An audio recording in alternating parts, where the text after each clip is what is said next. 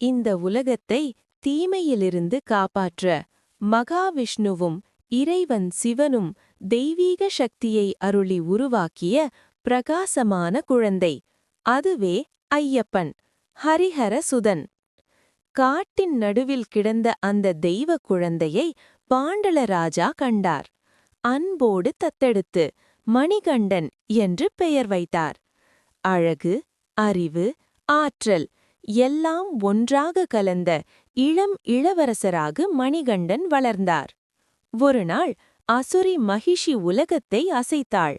அவளை தோற்கடிக்க ஆண் பிள்ளை மட்டும் பிறக்க வேண்டும் என்ற வரத்தை உடைக்க வந்தவர் ஐயப்பன். தெய்வீக சக்தியால் மணிகண்டன் மகிஷியின் சாபத்தை உடைத்து உலகத்திற்கு அமைதியை தந்தார். பணி முடிந்தபின் அவர் ராஜாவிடம் கூறினார், எனக்கு ஒரு மலை மீது ஆலயம் அமைக்க வேண்டும். அந்த மலைதான் இன்றைக்கு கோடியான பக்தர்கள் ஏறும் புனிதமான சபரிமலை. அங்கு இன்று வரை ஒவ்வொரு பக்தனின் இதயத்திலும் ஒலிக்கிறது ஒரே சொல், சுவாமியே சரணமையப்பா, சுவாமியே சரணமையப்பா.